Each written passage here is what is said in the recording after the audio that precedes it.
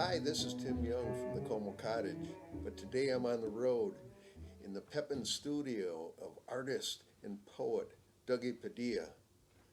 Dougie's an old friend, and it's great to be down in his studio, this magical, mysterious place in Pepin, Wisconsin, my old stomping grounds. So enjoy Dougie Padilla's great poetry from Rivertown.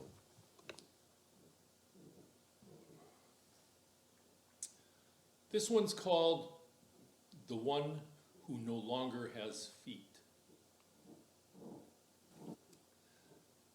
The one who no longer has feet.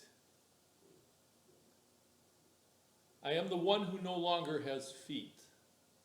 The one that flies across the sky like Chagall used to do for Bella. In Russia, after the revolution, before their move to Paris, before they discovered their lust for dust and day-old bread. I have wings now, myself, but not the kind of wings you would usually recognize. My wings are made of powder and darkness, of azure scents and insect smiles. They come in 3 sizes, medium, large, XL. They have the exact opposite effect than what you would imagine. My wings pin me to the ground in a body that wants to dissolve, that wants the shadow lost behind the China hutch after dinner in the 50s, near Winona, near Caledonia, near Spring Grove.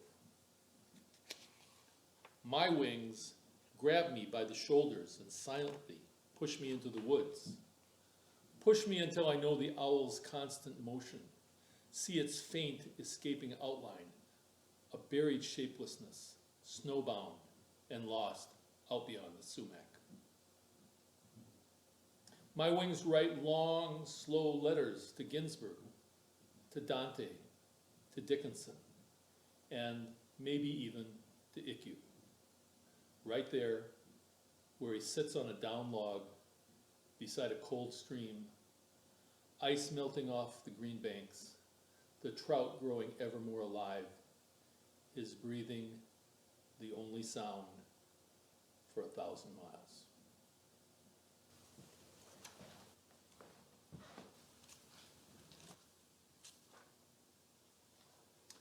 This poem's called I Am Limping. And it's interesting because you spend all this time deciding which poems to read in which order, and then you ignore it completely when you give a reading. 1. I am limping again. My feet hurt. This leg doesn't work quite right until I get it good and warmed up. Seems I'm coming around the straightaway to 70. 70 with all its pleasures and pains. A sandman's dream. Castles made of birdsong and dripping rain. Very quiet longings dug into the soil, left here by the grandmothers. Badger tracks aglow in the evening sky. 2. I find the daily battle tiring. I'm growing older now. Robert is 90. Doug Von Koss is getting there. Bob Roberts is gone. Vito is gone. Bill Wormley is gone. So is Chuck Fred. But the women don't seem to be dying off yet. They're sitting out by the barn, shucking corn and making pizza for their grandsons. Maybe there is a lesson to that. Maybe the men should turn and face the women.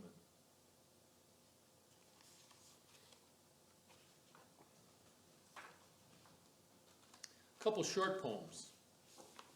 This one's called Pelican, because I live near the big lake down here, Lake Pepin. Pelican. Pelican on the water, out beyond the spring ice, right there exactly where the sun dissolves into a stretch of silver light. Such a long, skinny neck. I'm going to read it again. Pelican on the water, out beyond the spring ice, right there exactly where the sun dissolves into a stretch of silver light. Such a long, skinny neck. And here's another short one. 2nd Street Rhapsody. Walking past Rob's place, I stick my nose into white apple blossoms, and the entire world breathes.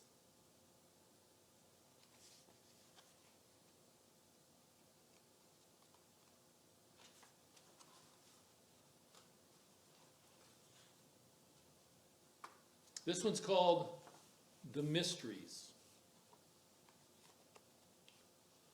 Dictionary.com says that a mystery is any truth that is unknowable except by divine revelation. When I Google the mysteries, I get 115 million hits. Wiki says that mysteries were religious schools of the Greco-Roman world for which participation was reserved to initiates. Schools to teach the unknowable? Schools to create divine revelation? I think I'll start one.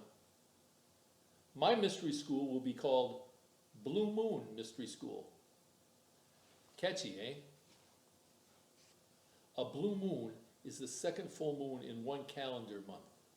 It is somewhat rare, only happening every 2 to 3 years. It's also a brewing company based out of Golden, Colorado. Actually, I'm more interested in the #1 hit Blue Moon by the Marcells. It was a big smash on the charts in 1961 and had that great bass voice line. Blue, blue, blue, blue moon, dip-sha-dip-sha-dip, blue, blue, blue, blue moon. I was 13, and hormones were kicking holes in my brain, while livestock roamed my tight jeans. Back then, we all watched the Dick Clark show after school at Sue Staffney's house, because both her parents worked and I was always trying to get lucky, which of course I didn't, though not from lack of trying. But God, didn't Sherry Johnson look hot in her capri pants at lunchtime out in the hall where we gathered after we ate as quick as possible and danced slow with the dream girl of our choice in front of most everyone?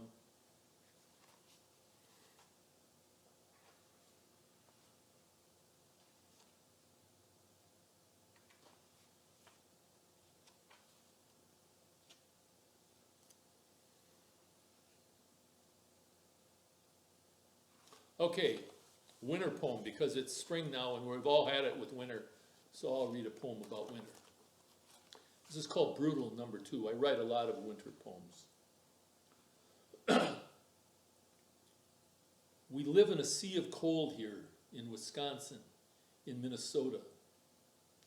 Seabirds of ice descend in winter, rape and pillage our flesh, annihilate our prayers, scavenge our desperation, long to crush and devour each and every last carcass of joy we can muster. Most folks here hole up for days on end, anxious to avoid their bodies. They seem to forget completely how to leave the house. But me, I've left the city. Where I live now, rabbits grow lightly below the lower branches of elder and birch, out near the frozen up Chippewa River bottoms. Where I live now, turkeys sprint across the snow-driven fields, wild in their lust for an easier life, somewhere south of here, near Alma. Where I live now, owls wait for that first move the mouse takes tonight, that first dash across the hardened snow crusts to the easy joys of the granary bin.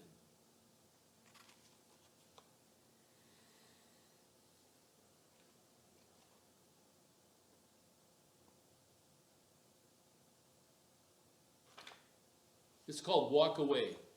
It's for my kids, Hannah and Eli. Walk away and wander the glorious garden that Blake lived in. Remember that there are angels in all things at all times, no matter how weak your eyesight has grown, no matter how callous your heart.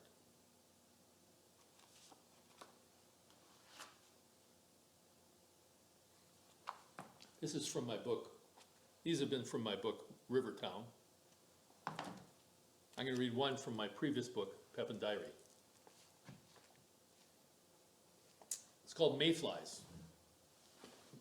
And everybody, once in their life, should experience the hordes of mayflies that don't show up in May here, they show up in June. 1. Mayflies cover my face and arms as I walk the dog above Lake Pepin, the outlook just before Maiden Rock. They have transparent wings and long curling tails. Out across the river, a barge crosses in front of Inspiration Point. 2. Driving downriver, immature eagles circle and soar overhead as I push my not even remotely politically correct pickup truck onto the village of Pepin. Last night at the party, I was in people's minds again. When I touched their bodies, I could see and feel their pain. I could touch their sickness. 3. Texting all morning about the cops and Black Lives Matter and all the ramifications of empire, sweating through my shirt. I miss my wife already. I've been gone 3 hours. 4. When the soul flies between worlds, a kind of singing happens. I long for that exact sound.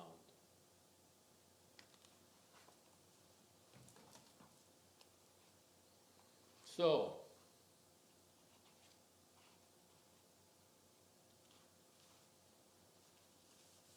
here's one I always read at Thanksgiving. I wrote at Thanksgiving 2017. It's called, "It is important to me to talk to birds." It is important to me to talk to birds. It is important to me that those birds listen, that they take the time to sit there and have a moment so our friendship can grow. It is important to me to sit on the deck and see the elegant future. What with all its strands racing off ahead, out beyond the corn and soybeans, into the woods and ravines, down towards the Chippewa. It is important to me to have grandchildren, grandchildren that I can touch, even as they wander the far worlds, even as they build shacks made of apples and lilacs. It is important for me right now, this very week, to take a step or 2 or 20 back from the crazy worlds, the newspaper worlds, the internet worlds, the worlds that climb all over each other, strangling life from the dew the marigolds sleep on.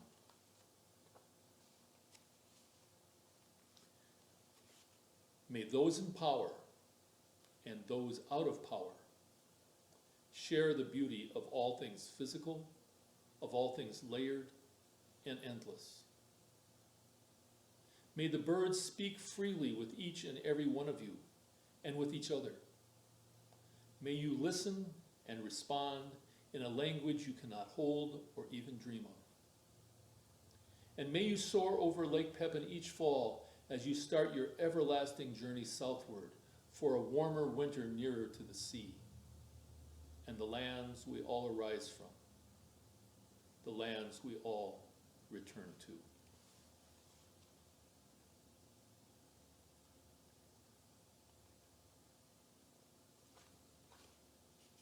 Well, I think it's time for a little bitterness. So as a long-time 30, 40-year artist, this one's called The Art Opening. From here I can see the graves, gray in the starlight. The moon hasn't risen yet, doesn't want to rise. I can hear the stories behind the stories behind the stones. I can see off into the beginnings of real darkness, off around the edges, back into the trees, away from the road that leads to town and our lives there. Once an artist loses hope, a certain kind of pain takes over. You begin to press for success, not real success, but the money kind of success. The kind of success that makes holes in your gut, that puts a spare tire around your belly, that makes you heedless of your kids and their 5th birthday parties.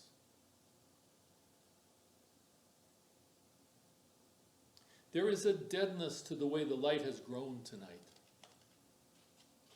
Time to pile the down trees in the corners away from the arborvitae, downhill from where the lilies are starting to dance their way to the lake.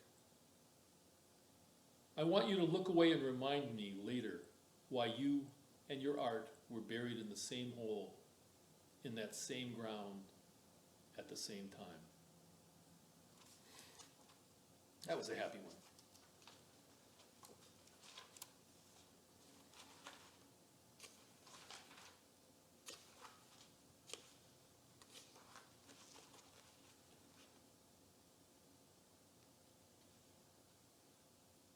Oh. This is called Rivertown.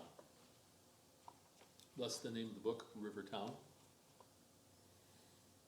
The morning is young. Everything is clear after last night's rain. Here in this little river town, lost so close to the cities, lost along the green bluffs. Last night, deep asleep, a bolt of thunder split the darkness open. I jumped out of bed, wide awake in a split second. This is the moment you have waited your entire life for.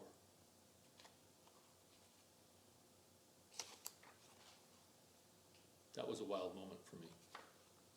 Oh, here's one of my favorites. Standoff. Harassed by a loudmouthed gray squirrel 6 feet over my head, up in the branches of the maple, my coonhound Stella and I ponder what to do. Then getting up, moving around the table, I look the critter in the eye and tell him to fuck off. He stares back at me, lifts his tail, arches his back, and makes a long, irritating clicking noise. We've got a standoff, it appears. That was a wonderful moment.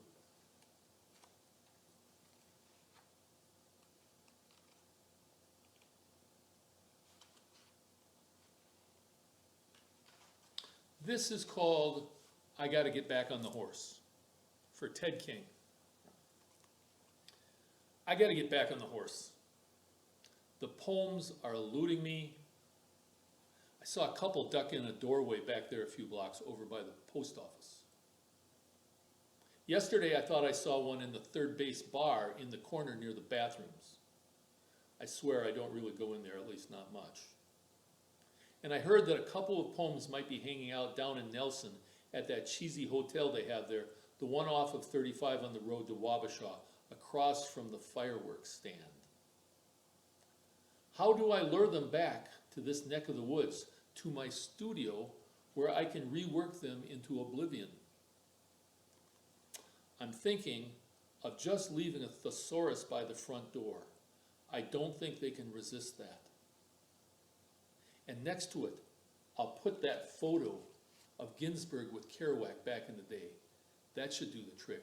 They always go for the beats.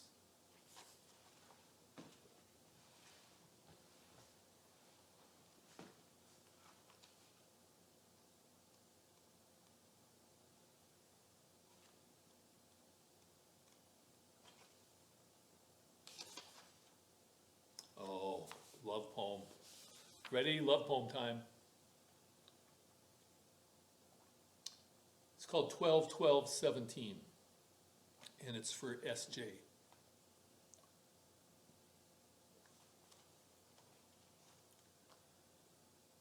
I have been trying to write you, start over. I have been trying to write you a love poem for years. Easier to bang my head against the wall. But there is no way my words can fly farther than this. Touching the exact perfect scent of the back of your neck, I find my way home after so many lifetimes lost at sea.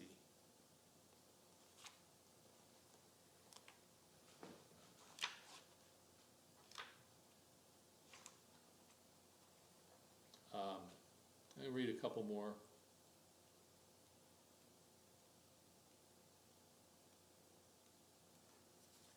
This is called A Kind of Short Poem in Praise of Sun Ra. Now, for those of you who don't know who Sun Ra is, I would encourage you to Google him, YouTube him.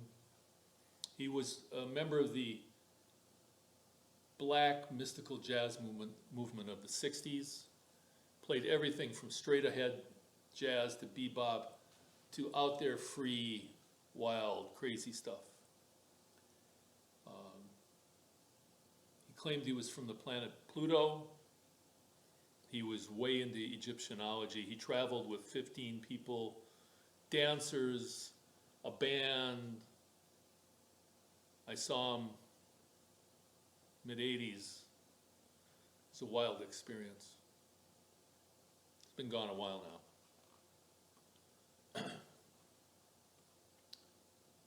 The path down the Nile is long, 4,258 miles to be exact. But it's much longer or much shorter for those who live in multiple dimensions, for those who glide between planets at will. Have you noticed the word jazz ends in two Z's? How odd. Not many words have two Z's at the end. Razzmatazz, of course, pizzazz, whiz, frizz, buzz, fuzz, a few others, and jazz. Once, long, long ago, I saw you at a club here in Minneapolis. You and the orchestra, all 20 or so of you, the congas, the saxes, the young and old bebopping, measure after golden measure, the tall and lovely Nubian dancers melting their way through the crowd. And I stood not 10 feet away as butterflies emerged from your endlessness, your fingertips floating out over the audience, flickering here and there and then wandering to the ceiling, disappearing into the darkness. You keyboarding whole dances and nations of sound, round and round and round in spinning circles across this and that galaxy, this and that star system. I was very impressed.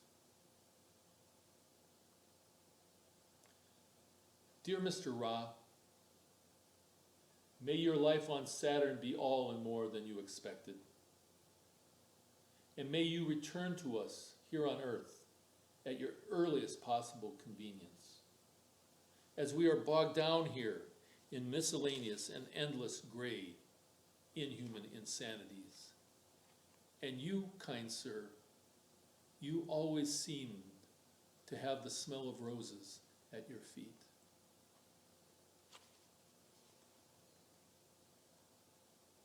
I guess he said he was from Saturn, not Pluto.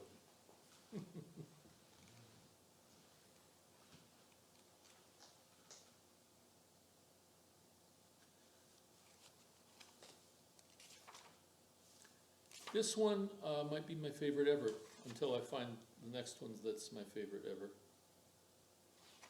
This is called The Days and Nights Have Become Fluid. The days and nights have become fluid, a kind of water. But not the kind of water you buy in stores, not the kind of water that pours from springs or erupts from wells, not the water that hangs along the bottom of your glass, suspended in fluoride. No, a kind of water more like fire, like tequila or mezcal, and I don't mean the good stuff. Water more like the morning sun on the horizon when it's hot enough that you can feel the sunshine burn into your skin even when it's 7 a.m., even when the light is distant and untouchable, like say in India. The cows are still moving slowly through the streets.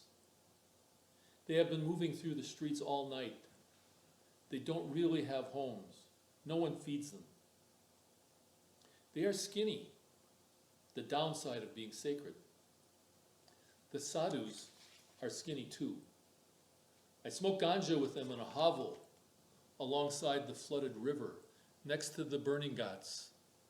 The poor buried nearby, their bones washing to the surface in the monsoon rains. Om Shiva Shankara Hare Hare Ganja. The sadhu shouts and takes an enormous toke on his clay chillum, the smoke eventually finding its way to heaven in his eyes. How did I survive those days? How will I survive these? And where is my guru now that I need him? I've searched the astral for years. All I get is a dream once in a while, a honkin' dream. It's Nepal, not India. I've never been to Nepal. I'm alone, or Susan is with me. Or I'm traveling with another sannyasin, another devotee. We wander the marketplace, always the market. We can't find our way, but I'm not anxious. I can feel him. I can feel the way the moon shoots off his body towards me, towards the flowers behind me, the flowers beside the road. They are lilies. He is always surrounded by lilies. So was my father at the funeral. Death is a kind of water. And I just think death might be fluid. Lilies are not fluid though. They are white, bright white. They have a smell that releases one from the body and allows the angels to sing slowly and carry one, whatever one might actually be, to the other side, to the slower side, the side that is not made of meat and gravel and the morning news. Some days are hard, and I long to touch the other side, to see my grandfather again, my great-grandfather. But I have grandchildren myself now, a wife I adore, a dog to walk along this gorgeous lake. I need to stay. Besides, the paintings are pouring out. The poems have no end. The leaves must return to the trees. The water must return to the ground.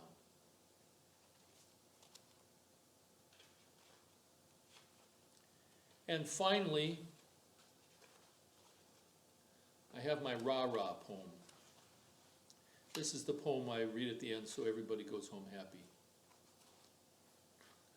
Because I want everybody to go home happy.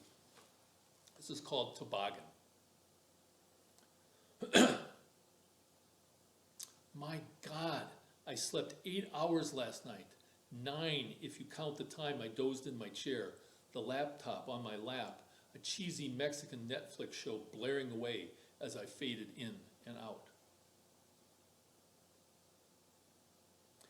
Praise God for the little pill I took last night. I do it every once in a while when I get tired of trying to sleep through the pain. A scrawny gray mole rooted down deep along my spine, gnawing his way to the surface, leaving shreds of bone and cartilage on the floor beside the bed. Yes, I write this song in praise of pharmaceuticals, though all my young friends who claim I can right this floundering ship with kale chips and gluten-free pancakes would be aghast and agog. Meditating daily for most of 49 years, swimming as best I can, walking, and old fart yoga, not enough to match the plundering of time. Not enough for all the football and soccer, the construction crews, the years of wild hippie dancing. I'm sure that the Canadian geese I heard honking across the black sky as I walked last night after dinner don't touch pills. though they launch themselves forward for 1,000 miles every fall, battling anxious winds and weathers till sunny skies and heartbreakingly sweet grasses bring them back to earth, bone-tired at the end of their journey. No, today I'll parade around my studio in some kind of mind dream, lost weekend palette of making, the occasional orgasm of delight here and there, when a drawing finishes itself, when a painting is being birthed. When the angels first enter the room and take their stools beside me, close enough so that I don't get lost from their world completely, far enough away that they can nap when they need to and play cards without me looking over their shoulders and commenting on misplays and lost moves. Dougie says, "May all who trudge uphill in this life find themselves at the top with a good strong toboggan and a clear path to the bottom, the snow just perfect for a long ride and a life full of simple, cheap thrills." Thank you.